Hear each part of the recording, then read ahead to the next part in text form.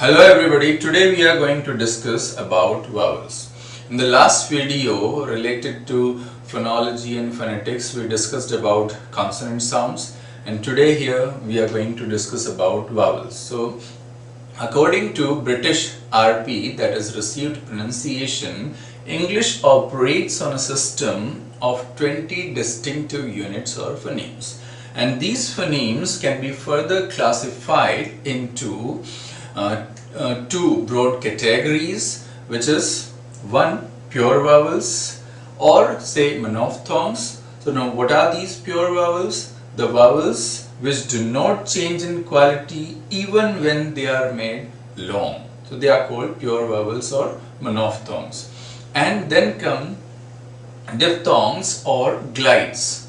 So they are produced with a glide in one glide from one quality to another within the same syllable. So that's why they are called glides or diphthongs, because it's a combination. So to utter any particular syllable in a word, we need vowels. Without vowels, we cannot separate or we cannot break words into syllables. So that's why they play a very important role, and we must know to transcribe, we must know these vowels to transcribe a word or to read the correct pronunciation or to know the correct pronunciation of a particular word. So let's see how these pure vowels or diphthongs are. So here, see the first one. So monophthongs are 12 and diphthongs are 8 in number. So first it is, say, a. This is a. Now we have three symbols for a sound, but they are different as per their usage, and their sound is also different. Now how is that? Let's see. This is as in but.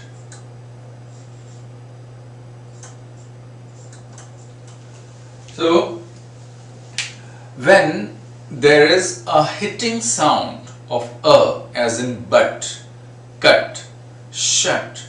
So when there is a very clear, emphatic hitting sound of a, we use this symbol of a. I think you can see clearly, but, shut, cut.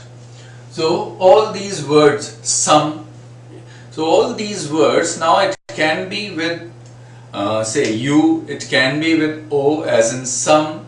So when there is an emphatic and hitting sound of a, you must use this symbol for a, right? And then we have this. This is, I'm trying to differentiate the sounds in Hindi with, say, you can see here below I have used a halant, as we say. So this is a weak a. This is a weak a. Here we don't prolong it, here we don't hit it. It's like we try to suppress this a sound, as in I can say what?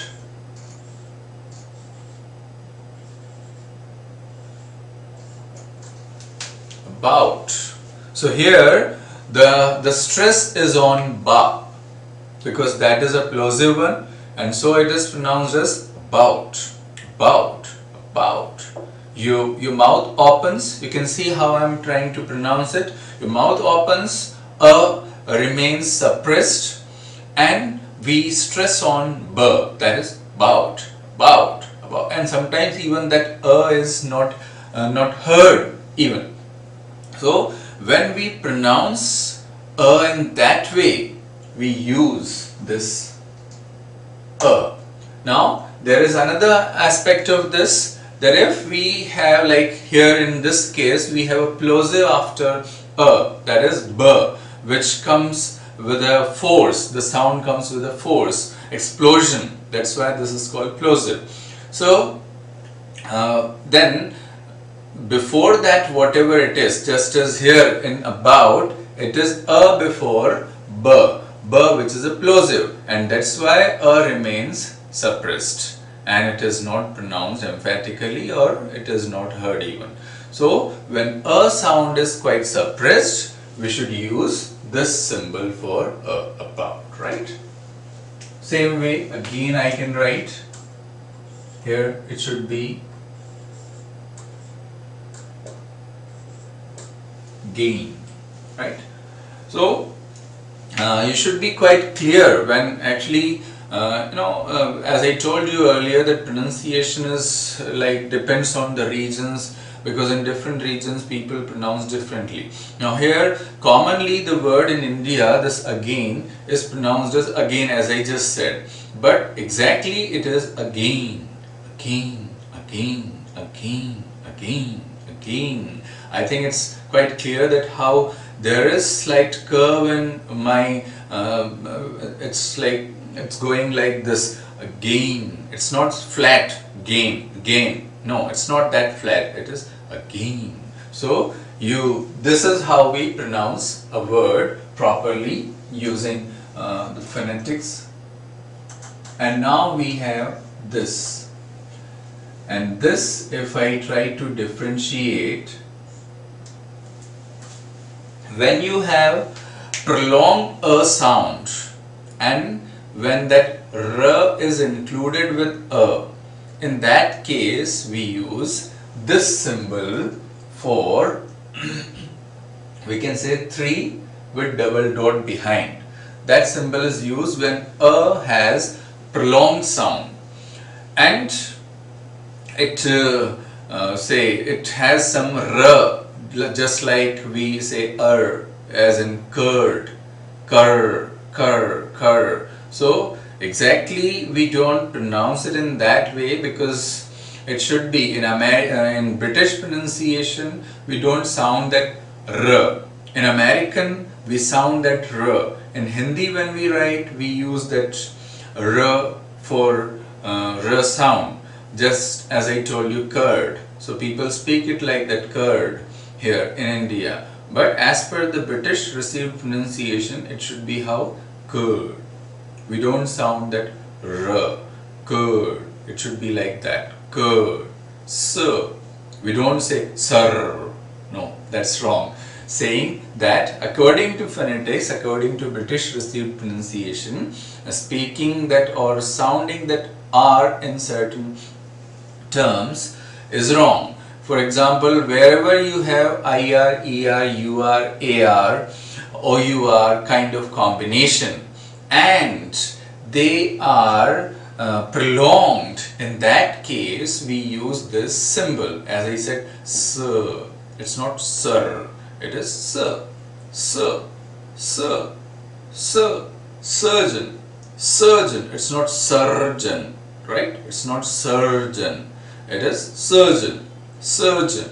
It's pronounced in that way. Yeah. And same way stir. It's not stir. It is stir. Stir. So when we have, you can understand now that when we have that prolonged sound, it should be this symbol here, and as in, as I said, sir, as in curd, right? So this way we should pronounce it. And oo. So when we don't stress, we use this oo, right? This can also be written in simple this way. Both are correct symbols for oo sound, and it should be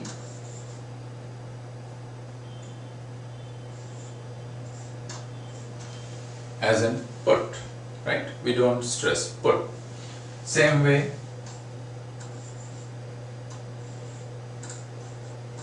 book, right? Put, book, took, but not shook, because shook you can you can quite easily understand that how I am prolonging that sound, shook. In book, I reduced the sound, it's not that prolonged one, but in shook, it is quite a prolonged sound, right? So when it is quite short, unstressed sound of oo, we use this symbol. I think clear? Now let's move on to the next.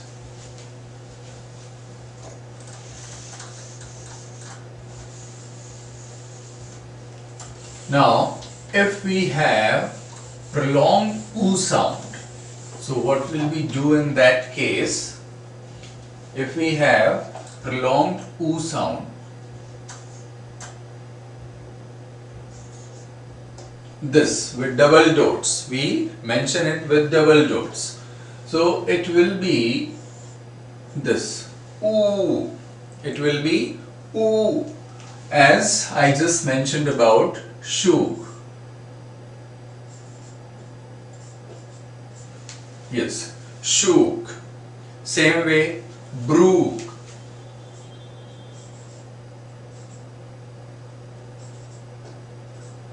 This brook.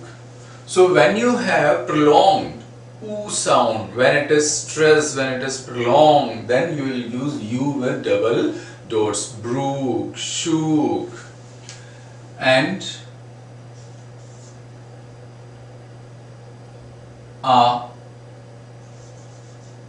that is a, as you write in say typing, we can say that is typed in this way generally.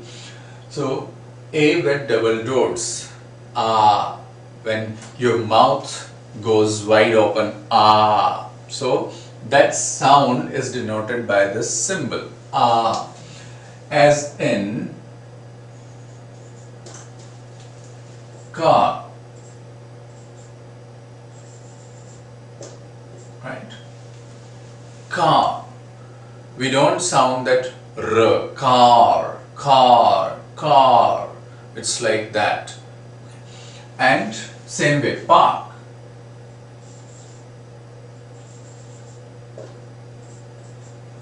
This park. We don't have to sound that R. But Americans, they would sound this R. They will say park, park, park. They would speak like this, park, park. So you can there is a hint of R there. They sound in that way, park, park, right? But in British, it's simply park, park. Yes, park, park. It will be like that. I think it's clear. It's quite, say, funny even to utter the words differently in this way, because generally Indians, the Asians, we can say, they don't pronounce the words in this way, and now it is A. So A is simple, this A. You use E as a symbol for A. And here again we don't stress it. The symbol is used when it is pronounced in a simple manner. For example, pen. It is simply pen. We are not prolonging. It is pen, right? Short and clear. Pen. Den. Right? Den, men. But when we prolong this A sound, then it becomes a combination of this A and E. Right? It becomes a combination of A and E. So, and then it is pronounced as A, bit long. A, right? So here I can, to differentiate, I can write it in this way, and how it is, say,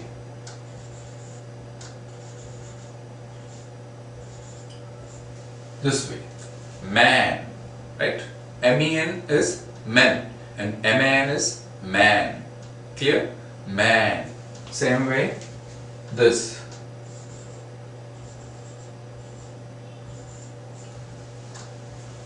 Pan. P-E-N is pen and P-A-N is pan, right? Pan, pan, pan, right? So, and so when you prolong this A sound, it should be written in this way. I think very much clear, quite simple. And how to know the pronunciations, we'll discuss different rules about pronunciations in the later videos. Here I am going to talk only about this say pure vowels and monophthongs. So this is how we use a, man, right, pan, okay. And now we have this O symbol, right, O. So how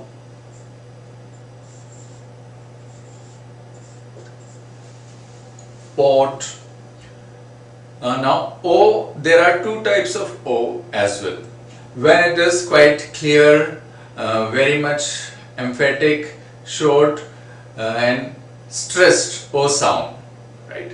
When it is the stressed O sound, we use this symbol and we can say I have just written A upside down. I have just turned A. That's the mirror image of A, I can say. So when you write it like this, it becomes what? Pot. O, that is the sound, pot, right? And short, caught, not. So a hitting, short, stressed sound of O, denoted by A written upside down. Clear? And we have this as well. This is C, mirror image of C, I can say, with double dots, O. And this is mild O, right? This is mild O, as in auspicious, because here we don't stress O as in pot, we did pot, short, but here it is auspicious, auspicious. We don't say auspicious, auspicious, no, that's wrong. It is auspicious, simple. So how this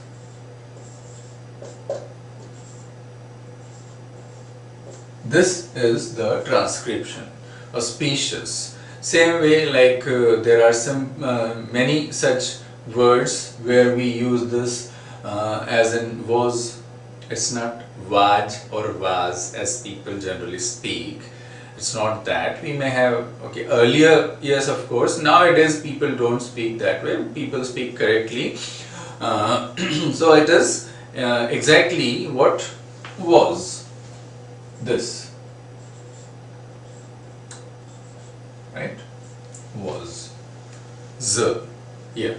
So that's the correct pronunciation, and it's not a sound, though it is a there. A is also there in talk and walk. People speak, some people speak talk and walk, and even people try to pronounce that L as well, talk and walk, even some people do that, but that is absolutely wrong, utterly wrong. The correct is walk, talk, was, right? The slight O sound. Clear? Okay. So now we have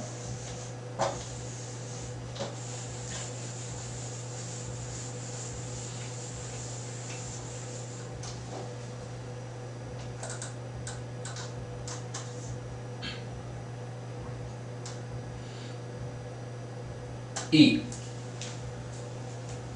right? And this can even be written like this as well. So how we are not prolonging, small, unstressed, weak, we can say E sound, as in pin, pin, right? Tin, din. So simple when it is unstressed, when it is short, when it is weak, we use this symbol for E sound and it is sounded like tin, tin, din, jin, right? Short, weak. And now the last pure vowel or last monophthong is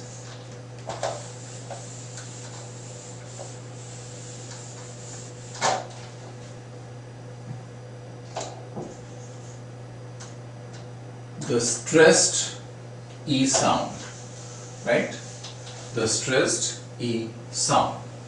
So here I can write it like this, as in keen, right?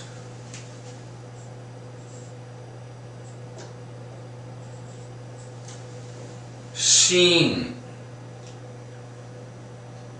mean.